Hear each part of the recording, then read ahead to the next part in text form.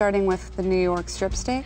This is kind of your starter steak, if you will. It has a good amount of fat, a good bit of marbling. It's going to be more tender than something like a chuck and have a good flavor. Some key indicators are the fat cap along the outside, as well as pretty good marbling throughout. It's also called a Kansas City strip steak or a sirloin steak. The tenderloin or the filet is going to be the most expensive of all the options because it's coming from a very small part that is right under the spine. It does almost no movement throughout its life. Therefore, it's very, very tender. It almost melts in your mouth. A nice tenderloin should still have a good amount of marbling throughout. Should be a nice, bright color. Some say that doesn't have as much flavor. What you're paying for here is the really soft texture and the rarity in the sense that it's a very small part that comes out of a cow.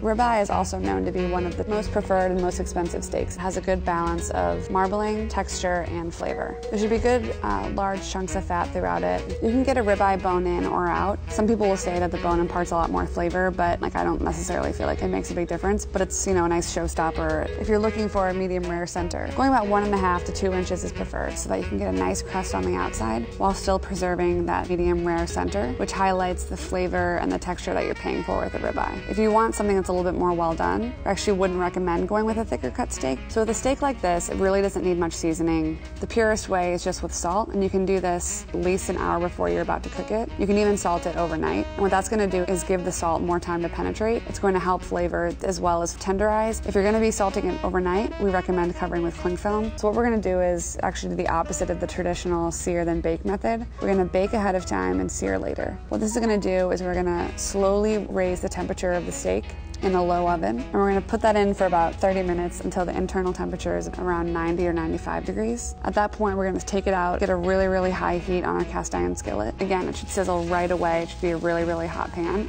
The great thing about the reverse sear method is that you're cooking the meat itself in the oven, and then you're just finishing it off in the skillet to get a really great crust on the outside. There's a little bit wider of a margin of error here because the temperature in the oven is going to be much lower than on a hot skillet, so you have more time and wiggle room to get the temperature right before you're searing it on the outside. If you're going to cut it into slices, it's a great idea to cut the bone out first. It's going to make it a lot easier. Because we gradually rose the temperature of the meat in the oven before, it's not as much of a shock to the meat when you're throwing it on a hot skillet. It doesn't need to rest as long as a pan-seared steak would. The texture is quite fine, and it doesn't make as big of a difference the way that you cut it. Of course, it's great to cut it across the grain, but it's not going to be as striking of a difference.